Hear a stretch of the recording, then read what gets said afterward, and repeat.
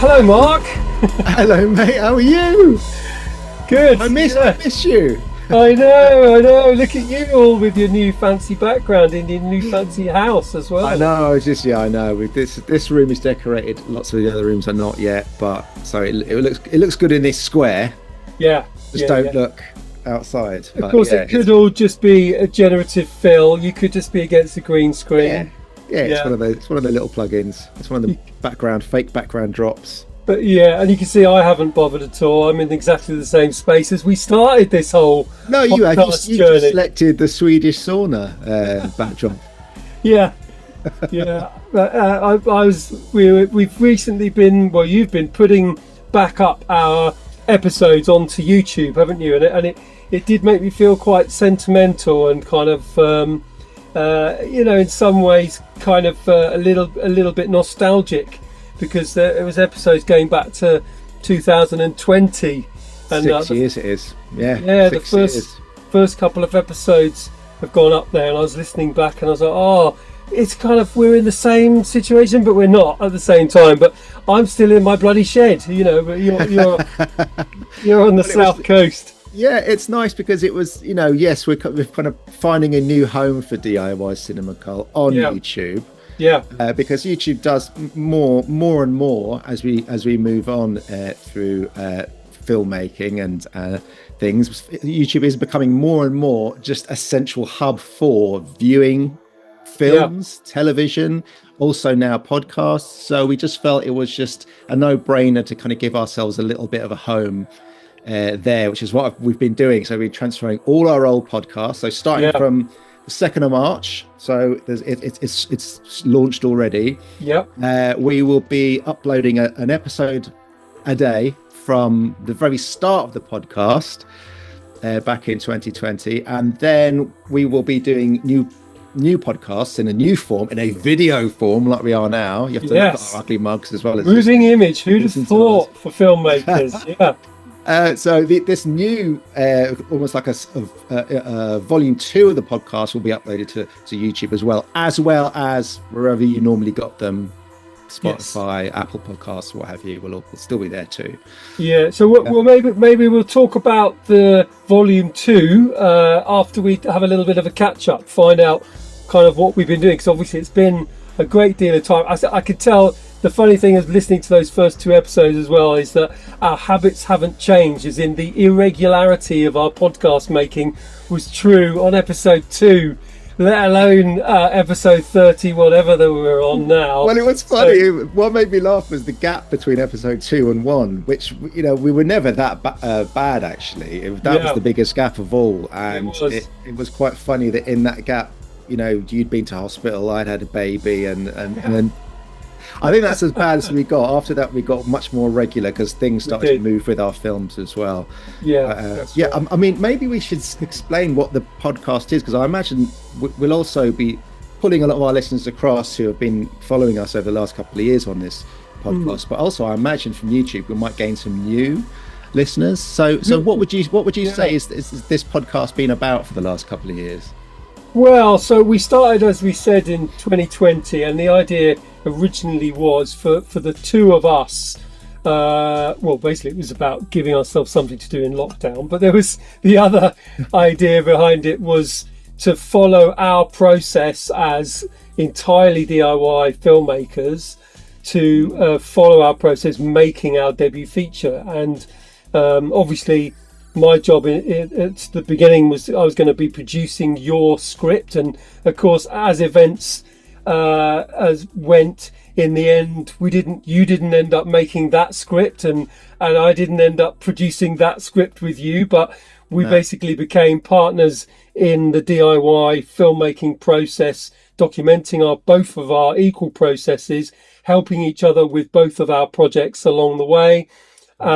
And through that 30 odd episodes, we both documented what we did, and myself was obviously making my feature documentary 3 Party of Folk History, which is I'll surely do an update on, and you doing your debut feature dramedy comedy, the black comedy, The Old Man, and we've worked on each other's films in various capacities. You did some production, you did animation, and I helped your sound mix, and we've both been kind of, bouncing boards really on with both of our projects. So, but we also had a number of guests along the way. So we had a number of different people come on the podcast who were also in a DIY filmmaking capacity, either in their process, or they were finished, or they'd previously done DIY films and had some success, and they were sharing their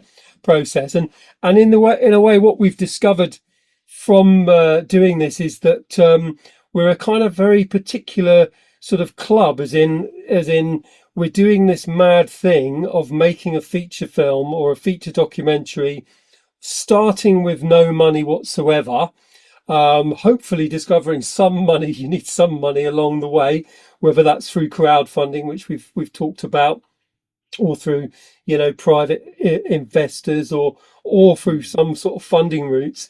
And there's no rule book, is there? There's no template out there to explain how this is done. So in a way, all of our the last 6 years, and the process we've been through, and the podcast itself, was a process of sort of inventing, if you like, a guidebook, and that might be what we go on to start to share with this next phase of video focused podcasts on YouTube. Yeah, sounds great. Yeah, looking back at the podcast up to now, it's a lovely story actually, because it kind of comes out of nothing. We start with nothing, and it's hopefully it will be a great resource and form of entertainment for filmmakers out there who are thinking about launching themselves down this road also. But it really is we had an idea at the start, which you will see if you listen back through the podcast. It kind of didn't materialize in the way we wanted to. Frustratingly, we didn't quite have what we needed to make it work, to pull it off, and so we had to rethink, readjust, readapt ourselves to different ideas, and that's what happened. But at the end of that, 6 years later, the podcast has really been a tale of two films, actually. Your film, Free Party, my film, The Old Man. Up to this point, it's been a tale of two films. And listening back to the podcast, you'll see how those two films really came about from the very beginnings of them as small, tiny little seeds, little acorns, to what they are now as finished films. So hopefully a great resource for young filmmakers just to listen back to and see how it came about, and the problems that we had to go through in order to get those films made. But so what's been happening with Free Party recently? Give us a little rundown of where you literally are with it now as today stands. As the foolish kind of idea it was in the first place, I had really no idea of all of the challenges that I would meet down the line.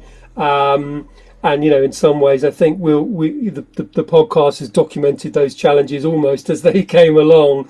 And some of the biggest challenges were to do with licensing of music and archive, because anything that is a music documentary about something that happened in the past is going to encounter those two challenges. They're both very, very important, but they're also extremely costly challenges. So if people want to listen back through the podcast, I think you'll hear that journey that I went on, that we went on, but also the ways that I've overcome it. And the challenge is really is that you need a large amount of money to pay for those things, but you have, when you've got nothing up front, the only way to do that is to kind of almost make that happen in stages. So that's what we did. We did a Kickstarter campaign. We did a sort of series of maybe 2.5 to almost 3 years worth of festival screenings that cost a certain amount. And now we're finally at the point, through all of the festival income that's come in, which is isn't a great deal, but it's enough, through things like the tax credit which come back. All of that's been ploughed back into the film to clear the licenses, and literally yesterday we have submitted to our distribution company, and it's gone through its quality control check as of this morning. It just happened, and so now I'm waiting to find out a date that it will be available on streaming services such as Apple TV. Doing it the DIY way, so not going through a traditional sales agent and traditional distribution relationship at all. So really keeping to the ethic, the concept, right up till the marketing and to the distribution of the film, and still being in control of this very final bit where it gets shared with the world. So exciting moment in a way, because it's gone through so many iterations. We've done the festivals, which we're still getting invitations for screenings all over the world, and we did a virtual premiere last summer, which was a way to stream it over just one weekend that raised a bit more extra income for the licenses for this longer for the full streaming release. And now we're at that stage. We're literally waiting for the date when it goes live, which Amazing. is crazy, and it feels like a perfect place to start our podcast series, sort of version 2, if you like, because I can really genuinely share the process that I've been through to a point of sharing it fully with the world, with a film people can download and stream and watch, as well as having 2.5 years worth of international screenings and stream and festivals and theatricals. So it's definitely an interesting, exciting moment to get to. But yeah, here we are. Yeah, and what about you with The Old Man? I mean, it's been a... Well, The Old Man is... The Old Man is it's finished essentially, bar a kind of final mix that we're going to do, just a final kind of rejig of the audio mix. We had our cast and crew screening in November, back in last November, which was great, and it was lovely to see it on the big screen. It was that lovely moment where I got my first sense of separation from the film. It's not in my head anymore. It's on a screen and people are looking at it. You get that little bit of lovely distance, which I always quite enjoy that feeling when it's like, okay, it's not quite mine anymore. Like I always think it's a little bit like an astronaut when they must leave the planet Earth for the first time. They can look back at Earth and go, oh, it's over there. Whereas before, it's all been just inside you and where you live, where you walk, or having your baby born for the first time. You go, oh, it's not just this bump. It's not just this idea. It's a real person in front of me. Yeah. So I always think it's a little bit like that with your film, It is. So it was a lovely moment. And also we had a lovely full circle moment doing the sound mix, because we were back in your shed. We were. For those of you who are going to dare to listen back to our podcast from episode 1, we started right there in Aaron's shed, and we thought that's how the podcast would continue forever. But little did we know things would change. But we were back in the shed for the sound mix of The Old Man. So it was a lovely full circle moment. But now just preparing ourselves for, get the final mixes done for stereo and what have you, and cinema mix, and so we can start to get it a second round of festivals. We've done some festival submissions, but only with a kind of a prep version of the early version of the film. So it'll be nice now to kind of do some further festival submissions, and again, like yourself, eventual submission to Film Hub, and get it streamed somewhere somehow. But it's nice to kind of have it as something that's there. It's done. It's a finished piece. Yes. For all intents and purposes. So we got two finished films, Aaron. Who would have thought it all those years ago? Who'd have thunk it all those years ago? And I mean, for me, the Doors, although now hopefully it will start to produce some revenue, which can go back into a new project. That there's been quite a lot of story doors, if you like, that have opened up as a result of making this project, and I'm helping other people bring their stories to life as a sort of producer. So bringing a film called Dirty Squatters into life, which is about this Welsh anarchist punk band, the fabulous archive that we discovered partly as a process of discovering archive for my film Free Party. We discovered this incredible archive. Andrew, who is going to be directing and editing that, so we're at the process now of going into the edit of that film, so that's kind of on the way. And there's another film that I've been working on, hopefully starting the ball rolling with that, maybe following my own kind of our own set of chapters of how to get these things over the line with a Kickstarter campaign some point later in the year. So sort of in some ways it's set a whole load of events unfolding, which as well as this podcast kind of will mean there's more films kind of in the future coming from from the DIY cinema cult. You are listening to the debut feature film podcast. This is DIY Cinema Cult.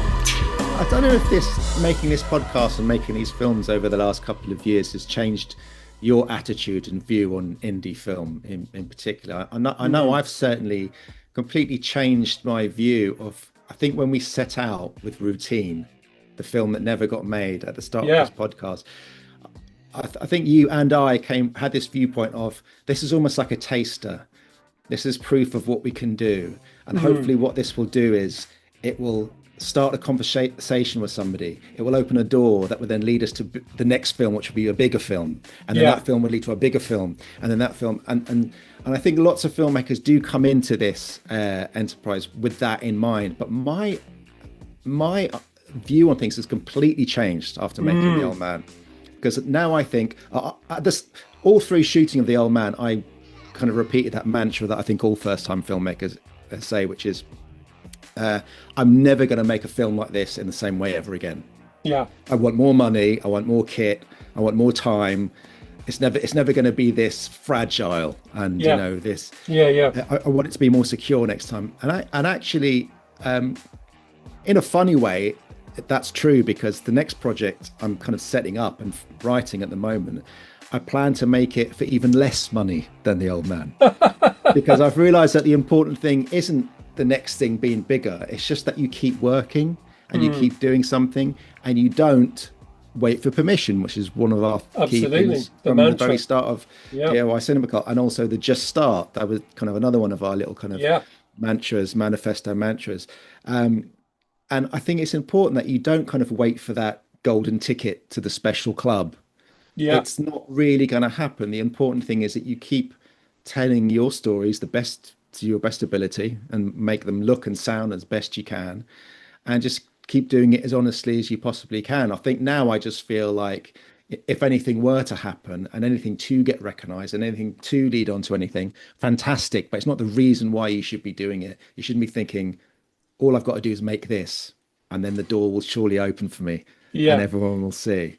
Well, I think particularly in the current world that we're in, which is that the industry has really upended over the past 5 to 6 years. So I think in some ways we were like prophets of what is to come in terms of film, because 6 years ago we had a sense of like, this is really like, there's something up with the film industry, as in we've got to just go and do it ourselves, because we're not going to be able to wait around forever to make our films. If we don't start it and do it ourselves, then nobody's ever going to go, hey, you guys look like you're the people that could be really talented, so here's some buckets of money. And now what I'm noticing over the past 5 years of, all the big the streamers have effectively taken over, the likes of the BBC and stuff of their power has shrunk to almost nothing. And there's a consolidation happening. So, you do some kind of work for Discovery Channel over the years, and that got bought by Warner Brothers, and now they've both been bought by Paramount. And there's the industry is going to become like this sort of, it's basically tech and and television and film is all merging into these kind of monster conglomerates, and that means their appetite for risk gets much lower. They're much more interested in profit. They're not interested in edgy underground concepts as much. But that's not to say audiences aren't. It's just that audiences aren't getting fed them. And so in a way, we were talking about something 6 years ago, which is now becoming the norm, as in the only way to get things made that aren't very, very large commercial enterprises is by being pirate, as we talked about in episode 2, is by being punk, is by being DIY, because you've got to start, you've got to have a proof of concept. You may even have to push all the way and get the thing done without any help whatsoever. You may have to be ready to do that. And, you know, it's a scary thing. It's a scary thing for people who are established to know that that's potentially the only way they're going to get their projects made. But what I've noticed is that, you know, people in fact, I went for a meeting with a good friend this morning who is an established director who's done a lot of stuff for Netflix, has made some really good films over the years, has got a really good track record, has got regular work for, you know, pretty much most of his career. He came to me this morning and really asked my advice, as in, I've got this idea for a music doc. I don't know if anyone's going to fund it because of the way the world is now. Can you give us some advice? And of course, like this podcast, I was happy to share. Well, look, you know, we got to stick together because the rules are different now. And I gave him my starter pack, as in, these are the first most important things you've got to do. And we'll go into this when we start the series of the version 2 of the cult's kind of YouTube output. There's some key things you've got to do up front to make sure that as a DIY project that you set off in the right way, because if you don't, you'll regret it a year later, 2 years later, which, you know, lessons that I learned and people that I know since have learned. And just the complexion of the film industry has changed because let's face it, you know, people's time is very, very kind of diffuse, as in, yes, people probably spend at least 2 hours in front of a box in their living room a day, and they sit and they watch something. Usually it's something they get on their streaming platform. Usually it's high-end TV, or perhaps it's a film they've been waiting to watch. But the rest of their day, they're consuming stuff all the time. They're consuming short form, you know, kind of mind fillers on the platforms we all know all day long, and then they're listening to long form podcasts, really, or content as it's horribly called, while they're working, you know, on their way to work, on their way back from work, while they're having a jog, while they're whatever in the bath, whatever it might be. And so the world of attention has changed so much. And so as the DIY filmmaker, as the pirate filmmaker, the punk filmmaker, I think we were a little bit ahead of the game, Mark. And now we're kind of adjusting our complexion on how things are moving forwards, realizing the sort of landscape. And I'm, I suppose, thinking of, you know, the next projects and how they're going to go, and sort of planning accordingly in some ways. And yeah, you know, I think there is still those stories where people make a great indie film and they get plucked out of that indie Sundance, you know, short film festival world, and then they're suddenly, you know, directing bigger jobs. But that's a story that happens less and less, and it's not something that anybody should expect or hope or even base their choices on, because I think at the end of the day, have you got stories to tell? Do you love films? The barrier to entry is lower than ever. Barrier to distribution and finishing is still takes a little bit, but where there is a will, where there is a way. And this has been the lesson of both of our projects.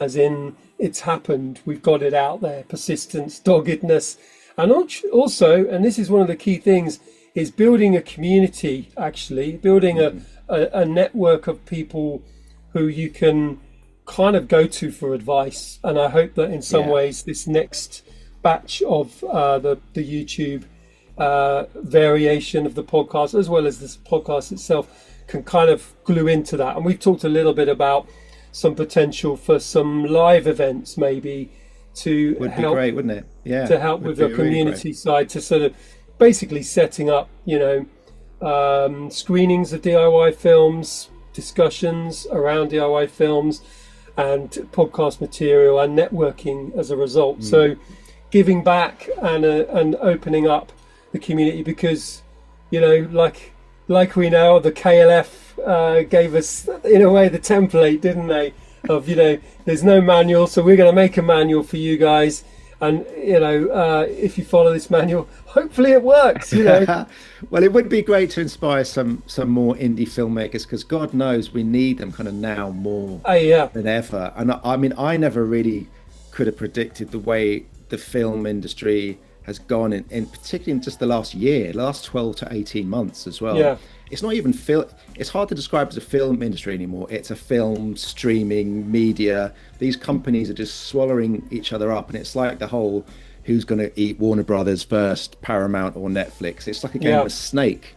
And really, it's all happening at the top corporate level, where what they're doing is they're gobbling up portfolios and IPs, intellectual properties. And what they want is, the reason why everyone wants to gobble up Warner Brothers is because that's Harry Potter, that's Friends, that's various big titles across TV and film. They're going to keep generating money for years and years and years to come.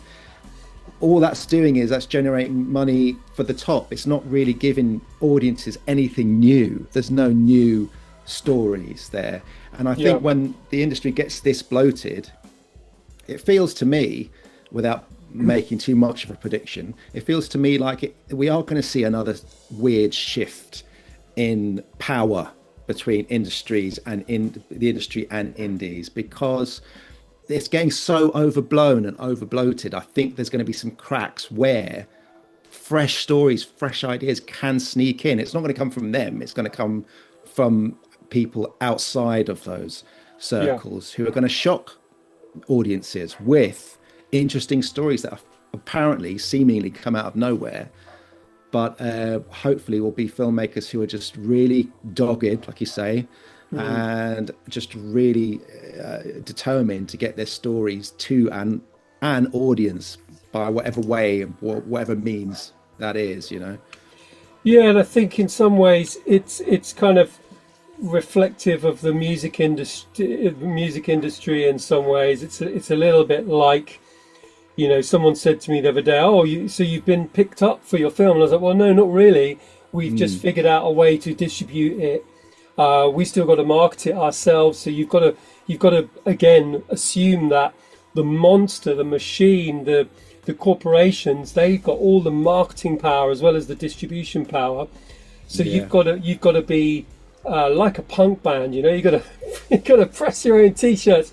This is a little bit like carting vinyl around in the back of a transit van and flogging it directly. But out of that energy, if it has authenticity, if it has a certain degree of originality, of something people crave, which is what I think you're talking about, as in the big corporations, this IP-driven system that's just going to keep feeding us, particularly with Gen AI and all of the, the fact that Gen AI is basically a kind of a regurgitation machine en masse. The likelihood is that we're going to have mass media is going to be there to cater to the masses, the entertainment, the fodder to keep everybody hooked, and then hopefully there's these strong niches, a little bit like punk coming through at the time of the Nolans, as in there's a kernel of some energy underneath everything that's going to actually be the thing that really lasts, or at the very least is a niche that people can really be excited about, something authentic, something that's got a kind of a belief that, about human connection, human stories, and isn't driven entirely by the entertainment system, which is where most things are. And also is, we're in a very weird political world at the moment, and anything in some ways that can act as a counteracting force, however modest that counteracting force is in its, it's about human goodness, it's about alternatives, it's about ways of being outside the mainstream, I think can be quite inspiring for people. And so, not to big up the cult that much to say we're going to overthrow the power systems, but if we can at least give a kind of an alternative, I suppose, or give the method of creating alternatives for other people, then I think we'll have achieved something for sure. DIY Cinema Cult. I think it's a glorious time to be an underdog, and I think our podcast, our DIY Cinema Cult, celebrates that underdog. We are those underdogs, and I feel that very soon there's going to come a time when those underdogs will have a bit of a day in the sun if the industry kind of carries on the way it's going. So hopefully this podcast and where we take it next, in our next stage of DIY Cinema Cult, will inspire new filmmakers, because God knows, like I say, we need your stories more than ever. Yeah, more than ever. For sure. Well, what we hope to do is both make a more step-by-step, I suppose a kind of a way to follow a guided process for people, so that it's they don't have to listen to all of our somewhat drunken, gin-soaked rambles from the early 2020s in order to glean all those gems of information that we discovered along the way. So we're presenting it in a way that's a little bit more palatable, perhaps, dare I say it, even slightly more professionally. We'll see, but also bring in some guests along the way who can kind of illustrate some of the kind of key lessons we've learned, because there's no doubt we don't have all the answers. We've only gained what we've discovered both through trial and error and through other people helping us along the way. So the more that power of a sort of the mutual support system, the network, we want to share that within the podcast itself, coming up. So I hope people should subscribe to I was just about to say channel. Subscribe. Watch us on YouTube, subscribe, press the like buttons, all the little buttons and bells. It's important for us to build it up, because what we want to do is for the YouTube algorithm to start noticing us, not for our own aggrandizement, I hasten to add, but to build the story of the potential to make your DIY film, your indie film, entirely the DIY way, from script to screen, or let's say treatment to screen if it's a documentary, with as little compromises to your artistic vision as possible, but to actually genuinely get it out there in the world so people watch it in cinemas ideally, and dare I say even pay for it to be downloaded, to be watched, to be streamed, and hopefully go on to share their story with as wide an audience as possible. You are listening to DIY Cinema Cult.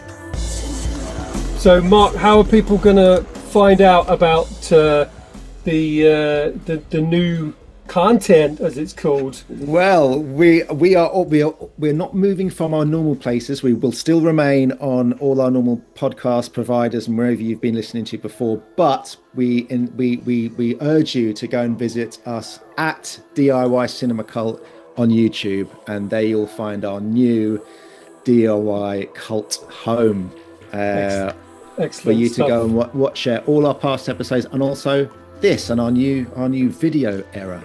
Our new video era. Podcast. So come and join the cult in our new cult home, and hopefully support indie filmmaking, DIY filmmaking, both of other people, and help your journey into your indie DIY cult futures. Absolutely. If you have any projects you are working on right now, please jump on emails or whatever and get in contact, because we do have a couple of films that we're lining up for possible maybe episodes and chats with soon. So yeah, we want to hear about your projects and if we can help in any way. Cheers, Mark.